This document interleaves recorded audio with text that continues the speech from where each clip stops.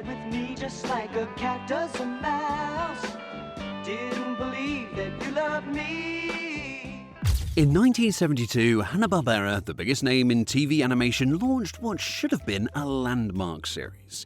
It was a mystery show starring a nearly all-Asian cast designed to push back against decades of stereotypes. It had all the right ingredients: a world-famous detective, a groovy family band, and a transforming van that could give the Mystery Machine a run for its money.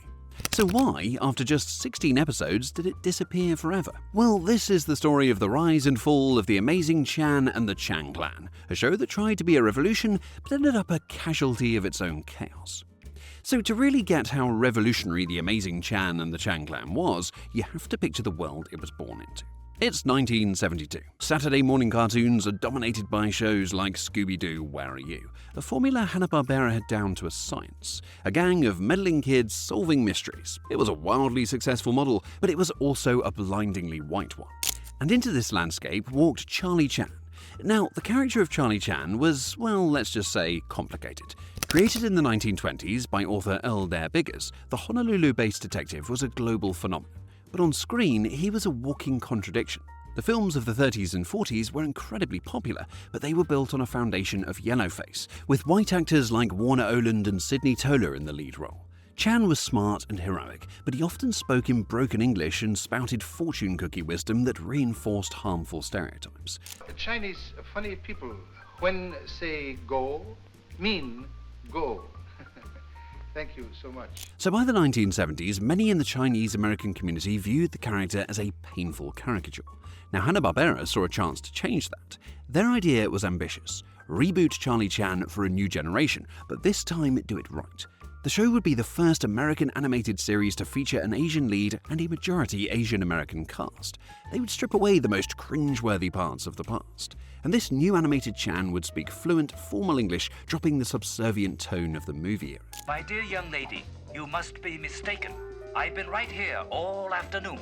And in a move that felt like poetic justice, they cast veteran actor Kai Luk as the voice of Charlie Chan. For years, Luk, an actor of Chinese descent, had played Chan's #1 son, Lee Chan, acting opposite the white actors portraying his father. Now, after decades in Hollywood, he would finally step into the lead role himself, becoming the first person of Chinese ancestry to voice the character in an American production. The #1 son had finally become the father. So the premise was a mix of the familiar and the revolutionary. Chan was a widowed father of 10 kids who would help him solve crimes.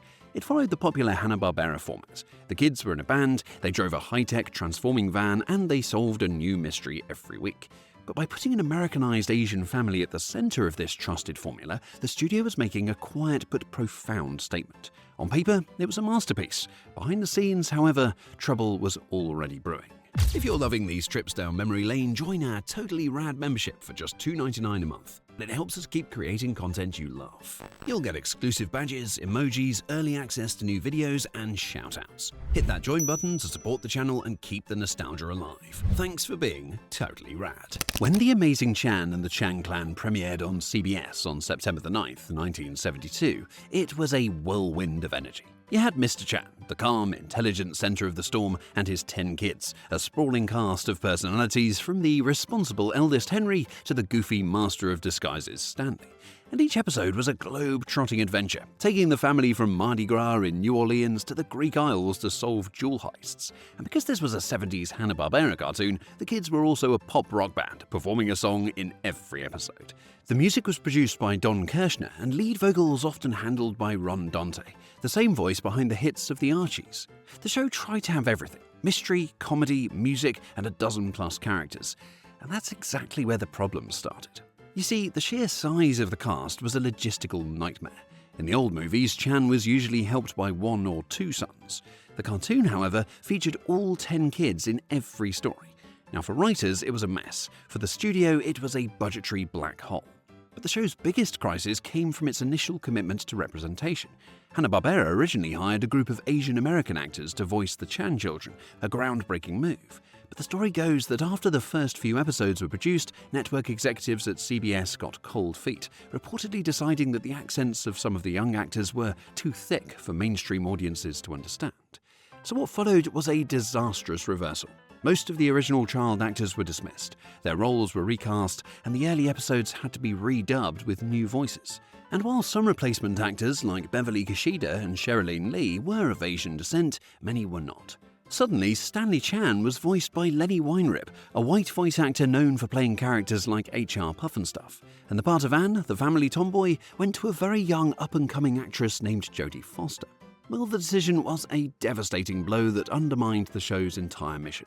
The whole point of the series, authentic representation, was sacrificed for perceived mass-market appeal. The move also sent production costs soaring. A show that was meant to be a shining example of diversity had become a symbol of compromise and chaos. The cracks were turning into fissures that threatened to bring the whole thing crashing down. Now, if you're enjoying this look back at cartoon history, consider subscribing for more stories about forgotten shows, and let me know in the comments, do you remember watching The Amazing Chan and the Chan Clan on Saturday mornings? So, the mix of production chaos and watered-down ideals proved fatal. The show, which began with such a noble mission, was now bleeding money and failing to find an audience. And even before it debuted, Gold Key Comics, which produced a tie-in comic book, had so little faith in the series that they cancelled it after only 4 issues. The ratings, unfortunately, never took off. The Amazing Chan and the Chan Clan just couldn't capture the public's imagination like its powerhouse contemporary Scooby-Doo. After airing just 16 episodes, the series came to a quiet end on December 30th, 1972. It ran for a single season. CBS aired reruns for a bit, but no new episodes were ever made. An ambitious experiment in representation had vanished almost as quickly as it arrived. So, what is the legacy of the Amazing Chan and the Chan Clan? Well, for decades it was mostly a footnote in animation history, but looking back, its importance is more complex. It remains a fascinating and cautionary tale. On the one hand, you could call it a noble failure. The show bravely tried to correct decades of racist Hollywood tropes. It gave the legendary Kai Luk a historic chance to reclaim a character he had long stood in the shadow of, and it put an Asian family front and center, showing them as an American family who solved mysteries and played rock music just like their white cartoon counterparts. On the other hand, its failure shows just how hard it is to break new ground. The voice casting controversy, where a push for authenticity was abandoned out of fear, remains a major stain on its history. It's a reminder that good intentions aren't enough without real conviction. Still, the show hasn't been totally forgotten. It keeps a niche fandom online and was eventually released on DVD by the Warner Archive. It's also been affectionately parodied, most notably in an episode of Harvey Birdman, Attorney at Law, where the family was reimagined as a Japanese band named Shoyo Wheelie. Ultimately, The Amazing Chan and the Chan Clan stands as a landmark, however flawed it may be. It was a show caught between the past and the future, weighed down by the baggage of an old stereotype while trying to forge a new path for representation. It was a bold idea, maybe even a show ahead of its time, that was undermined by chaotic execution and a failure of nerve. It was a revolution that stalled, but it remains a crucial chapter in the long, slow story of making animation a more inclusive space for everyone.